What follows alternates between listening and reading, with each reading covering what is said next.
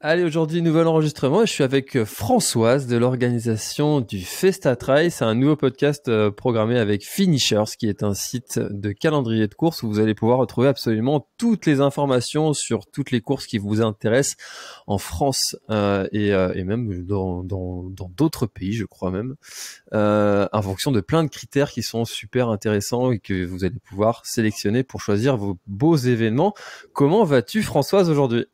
Ça va très bien. L'événement approche, donc un peu de stress, mais on est heureux aussi que le Festatrail arrive. C'est vrai qu'on enregistre le 11 mai et l'événement est le 20, c'est ça, hein? Ouais, exactement. Alors 20 et 21 mai, ça durant se le passe, week-end. ça se passe comment ces derniers instants, ces dernières semaines, ces derniers jours avant un événement? On est, comme je te disais, heureux que ça arrive. Toujours un peu de stress. On se demande toujours si on n'a pas oublié les bananes pour les ravitaillements ou d'autres petits détails. Voilà. Et puis chaque année, il y a des surprises de dernière minute, donc il faut s'adapter. Alors est-ce que tu peux te présenter, s'il te plaît, et donner un petit peu ton rôle dans cet événement? Oui, donc je fais partie donc de l'organisation du Festatrail. On va dire que je gère un petit peu tous les domaines. Voilà, je fais le lien entre tous les domaines de compétences nécessaires. Je m'occupe particulièrement aussi des bénévoles. Ouais, j'ai cru comprendre que ça, les bénévoles, c'était un sujet qui te tenait à cœur, et c'est vrai que aujourd'hui, trouver des bénévoles, c'est quelque chose qui est pas toujours simple, et quand ils sont là, présents, et qui répondent chaque année présents à un événement, ça mérite quand même de les rendre, de les mettre en lumière. Oui, alors c'est vrai que comme je dis, hein, nous on est un petit groupe à préparer l'événement sur une année, mais c'est vrai que le week-end du Festa, on a 300-350 bénévoles qui nous aident. On est heureux parce que la plupart sont fidèles, c'est-à-dire qu'on se côtoie depuis des années. Comme je dis, c'est un peu ma petite famille du Festa Trail. Et en plus, on a la chance chaque année d'avoir de nouveaux bénévoles qui s'inscrivent, qui viennent nous aider. Alors je pense que l'accueil qu'on leur réserve et puis la bonne ambiance qu'on a durant tout le week-end y est pour beaucoup. Mais voilà, c'est une satisfaction. Ça fait combien de temps que tu es dans cet événement-là? Alors le Festatrail aura 12 ans et ça fait 12 ans que j'y suis. Ah oui, donc tu as vu naître l'événement et tu l'as vu grandir. C'était comment au début, et comment est-ce qu'il a évolué? Alors au début, on était tout de suite parti avec déjà pas mal de courses. L'objectif, hein, c'est un peu notre slogan, c'était courir pour découvrir. C'était un petit groupe, comme souvent dans les organisations de trailers, qui connaissaient pas mal les sentiers autour de chez nous et qui avaient envie de faire découvrir ça à d'autres. Et on s'est organisé. Ça prend du temps. Il a fallu presque 2 ans, hein, pour pouvoir arriver à la première édition. Et puis petit à petit, on a rajouté des courses, et puis des animations autour des courses. Et ça a toujours été un sujet moteur dans votre organisation, le fait de rendre l'événement festif? Oui, c'est vrai que, comme beaucoup de trailers, on participe à d'autres trails, évidemment, en France ou ailleurs, et que ce côté festif, cette ambiance chaleureuse, cet accueil, notamment des bénévoles, c'est pour nous très important. On a envie de rester à taille humaine, c'est-à-dire qu'on accueille quand même sur le week-end à peu près 2000 coureurs, mais répartis sur différentes courses. Et voilà, on a envie que ça reste un événement festif et chaleureux. Ouais, parce qu'en termes de distance, vous en avez quand même pas mal, hein. 12, 17, 18, 44, 76, 120. Ça fait, ça en Ouais, fait oui, des choix, hein. ouais, ouais. Alors, si ce qui nous fait plaisir aussi nous sur ce week-end du Festa, c'est qu'on a vu beaucoup de gens débuter, par exemple par le 12 kilomètres, qui est un peu, on va dire, comme une initiation au trail, et on en retrouve quelques années après s'inscrire sur les courses beaucoup plus longues.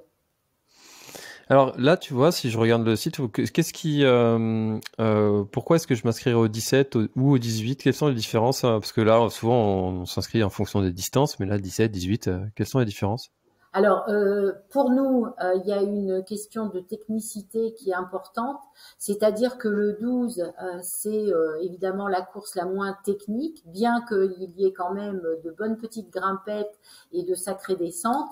Après, par exemple, le 18, c'est le Tour du Pic Saint-Loup, c'est un peu la montagne montpelliéraine que l'on aperçoit de partout quand on est sur la région, et c'est une course pourtant avec pas trop de kilomètres, mais qui est relativement difficile parce qu'il y a du dénivelé et surtout dans notre région, les sentiers sont pleins de cailloux. C'est un peu ce qui a fait notre réputation et donc ça reste une course difficile même si la distance n'est pas énorme. Ah, ça, c'est important à préciser. Ça, quel est le type de surface qu'on va pouvoir retrouver sur l'ensemble des distances? C'est principalement de la caillasse, du pierrier. Exactement. Et souvent, des trailers qui viennent des Alpes ou même des Pyrénées sont surpris parce que souvent, quand on dit qu'on est au nord de Montpellier, dans la tête des gens, c'est un peu des surfaces plates, c'est la plage, etc. Et ils sont surpris par les reliefs qui sont dans l'arrière-pays et justement la technicité des chemins. Ouais, donc un équipement à adapter en fonction de ce terrain quand même particulier. Il faut éviter de se faire avoir. Parce que si tu es mal équipé, les pierriers, ça peut vite être très handicapant quand même, hein. Exactement. Et souvent, à l'arrivée des courses, les coureurs nous disent mais tout était parfait, mais pourquoi est-ce qu'il y a autant de cailloux chez vous? C'est vrai, vous pourriez passer le balai, non, Léo? Exactement. Alors déjà, on débroussaille un peu pour pas qu'ils se fassent trop piquer les pattes. Donc non, on laisse les cailloux. Ouais, bah oui, il faut, hein. Sinon, ça enlève tout le charme de l'épreuve. Alors du coup, donc on a parlé des distances que vous pouviez avoir, mais et un petit peu du Pic Saint-Loup aussi. Mais quelles sont les choses qu'on peut voir et qu'il y a de particulier pour les gens qui ne connaissent pas du tout la région? Alors c'est vrai qu'il y a évidemment les paysages, hein, l'ascension du Pic Saint-Loup. Un peu plus en arrière, c'est là où passent nos courses les plus longues, le massif de la Séranne. On est entre garrigues, vignes, donc voilà, il y a beaucoup à regarder. Mais on a aussi de jolis villages médiévaux, donc notamment dans la vallée de la Buège, et puis même Saint-Mathieu, où se fait l'arrivée de toutes les courses, et dans tous les villages aux alentours. Donc c'est vrai qu'il y a pas mal à découvrir. Pour ceux qui aiment aussi le vin, on a donc le vin du Pic Saint-Loup qui commence à avoir une très très bonne réputation avec beaucoup de domaines où on peut aller déguster de bons crus. Ça c'est vraiment un truc qu'on retrouve sur beaucoup d'événements, ça, des dégustations de vins de la région, et avec aussi des fois des bières il y en a de plus en plus aussi, des bières artisanales locales. Alors C'est oui, c'est vrai que nous on travaille donc avec une brasserie locale, à la fois donc sur notre buvette et puis de toute façon tous les coureurs justement ont une bière offerte à l'arrivée pour se remettre un peu de leurs émotions. La fameuse bière de récup. Exactement, indispensable. Bien sûr. J'ai vu aussi que vous organisiez des courses pour les enfants. Oui, qui ont pas mal de succès parce que bon, on a donc à Saint-Mathieu où se passe l'événement un club d'athlétisme qui fonctionne très bien, le Saint-Mathieu Athlétique avec beaucoup de jeunes donc qui participent avec des distances évidemment différentes. Bien entendu, ce sont des courses gratuites hein, pour les enfants. Il n'y a pas de frais d'inscription. Et l'Handitrail aussi. Ça, c'est quelque chose que j'avais encore jamais vu, je crois. Alors c'est vrai que on privilégie jusqu'à maintenant la cécélienne, c'est-à-dire la course de 12 kilomètres pour la participation des personnes qui ont un handicap. Donc avec n'importe quel handicap, on peut participer, mais de plus en plus, on se tourne vers une participation sur n'importe laquelle de nos courses.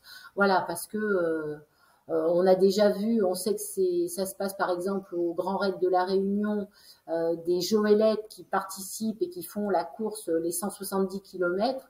Donc on sait que maintenant il y a des équipes qui peuvent passer partout. Donc en fait, toutes nos courses sont ouvertes aux personnes handicapées. Ouais, ça, je l'ai vécu, ça, à l'arrivée de la Joëlette. C'est juste fabuleux et très, très, beaucoup d'émotions, en fait, quand on voit arriver ces groupes avec les Joëlettes sur des distances comme ça, là, c'est vraiment ouais, un vrai moment hum, incroyable à vivre, hein. Vraiment, je Ouais, ouais, recommande de tous de le je vivre. crois que ouais, c'est un partage en plus entre les porteurs de Joëlette et la personne handicapée qui se trouve dans la Joëlette. On sent vraiment qu'il y a un partage et ça se transmet aux personnes autour. Et puis la gratitude des familles de ces personnes qui sont dans les Joëlettes, Oui, c'est indescriptible, exactement. hein. Oui, oui. Ouais. Hmm. Donc oui, oui, on est très heureux de les accueillir. Alors moi j'aime bien aussi connaître les petites difficultés d'organisation. Quelles sont les choses les plus compliquées dans votre organisation? Est-ce qu'il y a des choses qui en 12 ans d'évolution, alors peut-être qu'au début les difficultés n'étaient pas les mêmes qu'aujourd'hui, est-ce que tu peux nous en parler? Oui, alors notamment actuellement, alors nous on est un pays de vignobles, hein, euh, et donc les vignerons malheureusement se font régulièrement dévaliser par les sangliers, donc de plus en plus clôturent leurs vignes, ce qui généralement ferme des chemins. Donc ça nous oblige sans arrêt à à reconsidérer nos parcours. Après, évidemment, on ne peut que s'en réjouir. Il y a de plus en plus de gens qui randonnent, qui courent, qui font du VTT, mais ça pose évidemment des problèmes de fréquentation de certains massifs. Et donc, on est en lien étroit avec Natura 2000, qui gère justement les enjeux écologiques et qui parfois nous interdit justement certains parcours. Notamment, jusqu'à maintenant, on avait un tour du pic de nuit que l'on a annulé cette année parce que justement pour des problèmes de reproduction de certaines espèces, etc., on nous demandait de plus passer de nuit sur ce parcours. Et sur le 120 km, du coup, ça pose pas de problème, parce que j'imagine que Alors, les coureurs passent la nuit. cette année, justement, on a eu des interdictions de passage.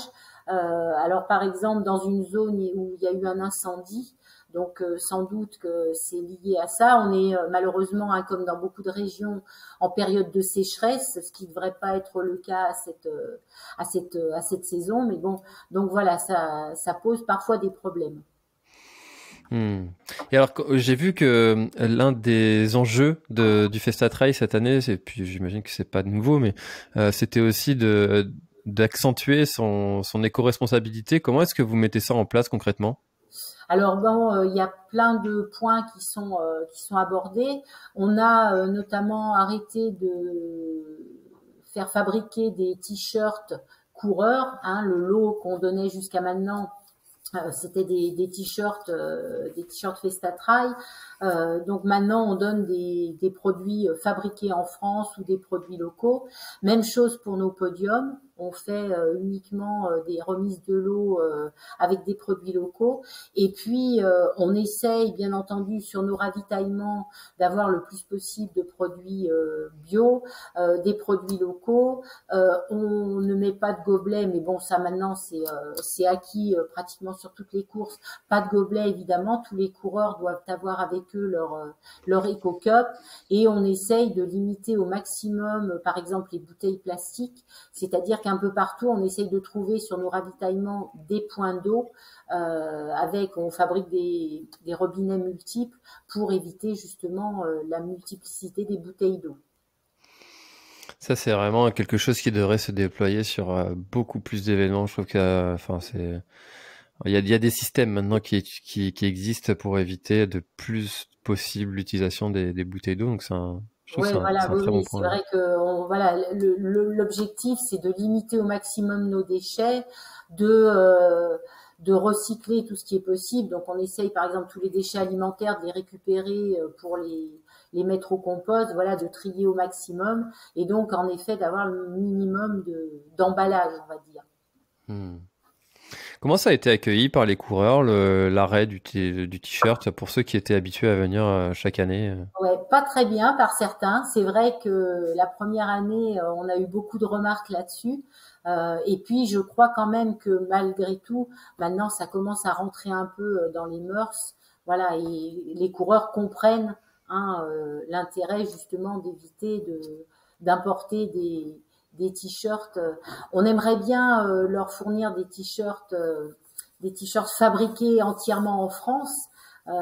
Malheureusement, pour l'instant, le coût évidemment est trop élevé par rapport au prix d'une inscription coureur. Et le mettre en option, c'est une option que vous avez Ouais, étudiée? on y a réfléchi justement parce qu'on a vu que certaines courses déjà le faisaient, c'est-à-dire qu'au moment de l'inscription, donner la possibilité aux coureurs d'acheter entre guillemets un t-shirt coureur en cochant une case. Oui, oui, ça on y pense aussi. Hmm. Je trouve que, enfin, c'est peut-être un peu l'alternative qui va être déployée de plus en plus. C'est un peu une tendance que j'ai l'impression qui se dessine. Oui, oui, oui, je pense que, comme je disais, c'est compris quand même par le plus grand nombre maintenant, à notre époque, avec toute la communication qui est faite sur les comportements éco-responsables, etc. Oui, je pense qu'on se tourne de plus en plus vers ça. Hmm. Oui, plutôt qu'un énième t-shirt qui va remplir le placard. Oui, exactement. Puis après, il y a ceux qui les portent, et puis c'est vrai qu'il y en a qui sont habitués à leur marque fétiche ou autre, et qui, voilà, en effet, les collent au fond du placard et ne les ressortent pas. C'est ça. Et ça, c'est un peu dommage, hein. C'est clair. Euh, Festatrail. Pourquoi Festatrail?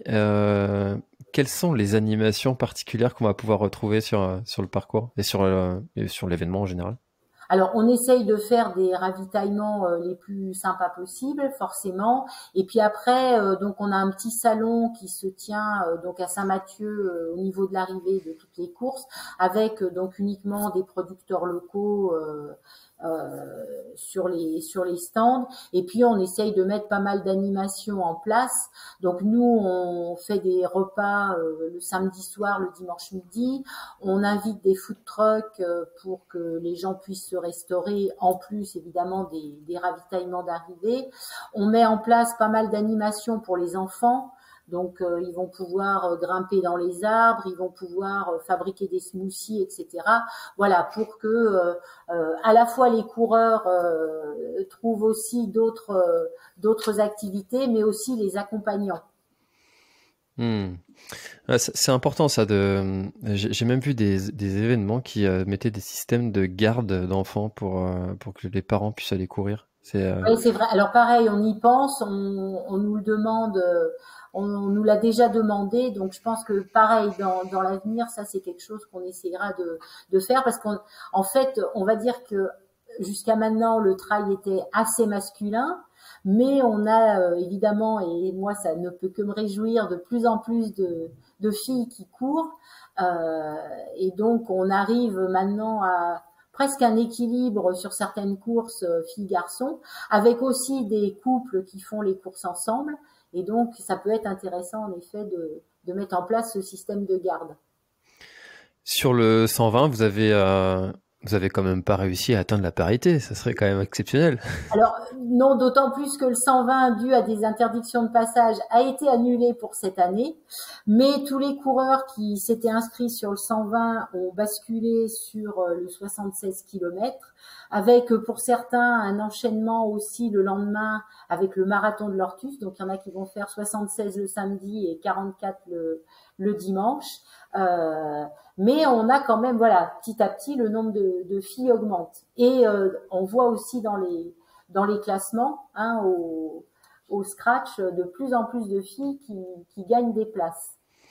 Hmm. C'est vrai il y a quand même une augmentation moyenne du nombre de femmes à parcourir les sentiers et ça on peut que s'en réjouir. Même si personnellement sur mon événement j'ai quand même du mal à faire augmenter le. Tu vois, ils sont sur 120 coureurs, elles sont 6. Bon, Ouais, ouais, ouais. Oh, ça, ça- ça va venir, ça va venir. Ça Hmm. vient petit à petit. Nous, au départ, la Cécélienne, euh, pendant pratiquement 10 ans, là, depuis 2 ans, on l'a mis mixte, mais on a des réclamations, était destinée uniquement aux filles, en fait. C'était une course féminine. Il y en a beaucoup qui nous réclament de recommencer à mettre une course féminine, donc on y réfléchit pour l'année prochaine. Et c'est vrai que ça a mis le pied à l'étrier à à pas mal de filles qui maintenant continuent sur des distances plus longues. C'est vrai que c'est un sujet, ça, qui fait un petit peu débat chez certains, les courses féminines exclusivement. Il y a des pour, des contre. C'est un Oui, petit débat dans le oui, milieu du trail, ouais. ouais, c'est vrai que oui, c'est nous en fait, enfin, on s'était dit au bout d'un certain temps, bon bah c'est bon, maintenant qu'il y a de plus en plus de filles dans le trail, on peut peut-être rendre cette course mixte. D'autant plus qu'on avait beaucoup de gars qui nous disaient, mais pourquoi nous on n'a pas le droit de courir le 12 kilomètres? Mais c'est vrai que voilà, il y a beaucoup de filles qui nous ont dit, ah mais quand c'était qu'une course féminine, on se sentait plus tranquille, on était plus à l'aise, plus détendu. Donc voilà, à réfléchir. Hmm, c'est ça. Tout n'est jamais noir ou blanc, de toute façon. Il y a toujours Exactement, des nuances de gris. exactement.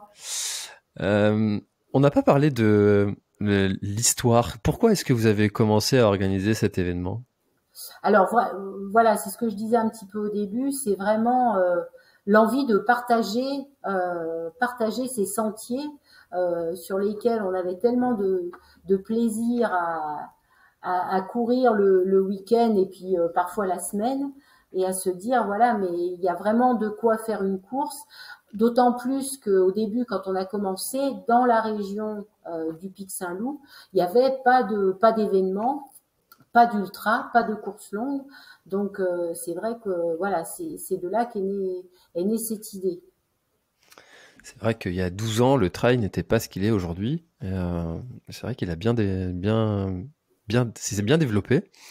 Quels seraient les petits conseils, toi qui connais très bien la zone, le parcours, enfin les parcours, les conseils entraînement, les choses que les coureurs vont affronter et qu'il faut vraiment se préparer. On a parlé des pierriers.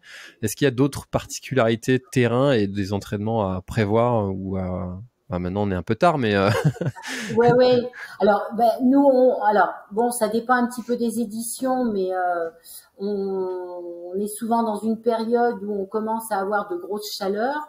Alors, je dis, ça dépend des éditions parce qu'on a eu aussi des éditions où, du côté de la Sérane, justement, sur les ultras, pendant qu'il faisait 30 degrés à Saint-Mathieu, quelques kilomètres plus loin, on avait de la grêle sur la Sérane. Donc, c'est déjà avoir l'équipement qui est obligatoire, la couverture de survie, etc. Ensuite, je dirais, mais on est tous un peu pareils et on a tous fait l'erreur un jour, ne pas partir trop vite. ah, le fameux. Voilà. Mais bon, on a beau se le répéter, voilà, parce que en effet, on a des parcours assez difficiles et avec même si on n'est pas dans les Alpes ou les Pyrénées, avec des côtes assez raides. Donc voilà, savoir démarrer en gardant un rythme régulier mais pas trop rapide et finir en beauté. Hmm. C'est vrai que ça, c'est partir trop vite, c'est vraiment la grande classique. Puis on a beau avoir de l'expérience, on continue à se faire avoir. Hein. Ouais, ouais, ouais, ça c'est. Et puis après, évidemment, oui, s'alimenter régulièrement. Euh, alors ça, généralement, ceux qui ont de l'expérience le savent, mais voilà, ne pas attendre entre guillemets d'avoir faim et de plus en pouvoir pour manger et boire régulièrement. Hmm. Si tu avais le choix, toi, personnellement, Françoise, de faire une distance, laquelle tu ferais? Ah, moi, j'aime bien le long, hein. Tirer Le sur le plus long 120. possible. Ouais, ouais, c'est vrai que après, bon, évidemment, je prêche pour ma paroisse, mais toutes les courses sont belles. Le marathon de l'Ortus c'est magnifique parce qu'on passe sur les crêtes de l'Ortus, ensuite le Pic Saint-Loup. Enfin, il y a vraiment des paysages magnifiques. Euh, voilà, oui, oui, non, je crois que je les ferai toutes. Hmm. Et le parcours des différentes distances, est-ce que celui qui fait le 76 le samedi, est-ce que quand il va faire le 44 le dimanche, il va repasser par les mêmes terrains ou complètement Non, il y a différents? juste vraiment la fin, quand on arrive sur le Pic Saint-Loup, la fin du Pic Saint-Loup et l'arrivée sur Saint-Mathieu qui est commune aux courses. Donc c'est juste la fin. Après, non, non, ce sont des parcours différents. Hmm, c'est bien ça. C'est bien, c'est bien, c'est bien. Ça Oui, fait oui, oui, c'est découvrir autre sympa parce chose. que ça permet de découvrir d'autres endroits. On a ouvert notamment l'Hérault Trail On peut le faire aussi en relais de 5, ce qui permet aux gens qui n'ont pas envie quand même de faire une distance comme 76 km, de pouvoir faire des petites portions, donc d'aller courir un petit peu ailleurs que autour du pic justement. Et puis en plus, on sait combien c'est sympa de faire des relais et en équipe de 5, c'est vraiment génial. Les gens s'encouragent, ils se suivent tout le long du parcours, donc c'est vraiment une belle course aussi. Et vous avez aussi le trail gourmand. Alors non, cette année pareil, on l'a pas fait cette année, il sera remis l'année prochaine. Mais on l'avait fait l'année dernière et en effet, le principe c'est un traiteur qui nous fait les ravitaillements et donc ça reste une course mais avec dégustation. Ça c'est génial ça. Ça c'est Ouais, vraiment c'est sympa. Ouais, c'est sympa. Avec un petit repas aussi à l'arrivée, toujours fait par un traiteur qui est sympa aussi. Donc ça avait été très apprécié l'année dernière. Je pense qu'on va le refaire l'an prochain. Et quelles sont les petites surprises, si vous en avez, que vous réservez aux coureurs? Eh ben, je ne les dirai pas. J'ai essayé. J'ai tenté. Oh si, cette année, voilà, j'en dis une. J'ai 3 bénévoles adorables qui vont faire des crêpes sur le parcours de l'Hérault-Trail. Ah bah là, tu caresses mon petit cœur de breton dans le sens du poil là. Voilà. Ah, c'est génial, ça c'est une bonne idée. C'est une bonne idée. Ouais, on essaye sur les ravitaux parce voilà, étant coureur aussi, on sait combien de temps en temps on a envie d'un petit truc qui change sur un ravitaillement pour se redonner la pêche. Donc voilà, on essaye de mettre des trucs sympas sur les ravitaillements. C'est vrai que l'alimentation du trailer et même de l'ultra trailer est quand même assez particulière et on mange des trucs pendant ces moments-là. On dit mais qu'est-ce que je suis en train de faire là? Exactement. Pourquoi j'ai envie de ça? C'est bizarre. Très bien. Alors du coup, je pense qu'on a fait un beau tour du Festa Trail. Est-ce qu'il y a quelque chose dont on n'a pas parlé et que tu aurais aimé ajouter à notre échange pour donner envie aux coureurs de venir au Festa Trail? Eh bien, alors déjà, leur dire qu'ils peuvent s'inscrire jusqu'au 17 mai sur notre site, en allant donc sur le site du Festa Trail, qu'on est ravis de les accueillir ou de les retrouver pour ceux qui reviennent, parce qu'on en a qui reviennent chaque année, et que on leur promet voilà une belle découverte de sentiers sur nos drives justement, c'est le nom qui sont donnés aux sentiers dans notre région. Et ben si vous voulez plus d'informations encore parce qu'on a quand même fait un beau tour, hein, je vous laisse le lien dans la description de l'événement qui redirigera vers le site finishers.com et puis après il y aura d'autres liens qui vous emmèneront sur le site du Festa Trail directement pour s'inscrire si jamais ça vous en dit. En tout cas, moi ce Pic Saint-Loup, j'en entends de plus en plus parler et je l'ai jamais vu. Ça me donne envie un jour, pourquoi pas. Bon, François, une petite invitation à venir participer, il n'y a pas de souci. Eh ben écoute, à voir pour les années suivantes. Merci beaucoup Françoise et puis à bientôt. Merci à toi.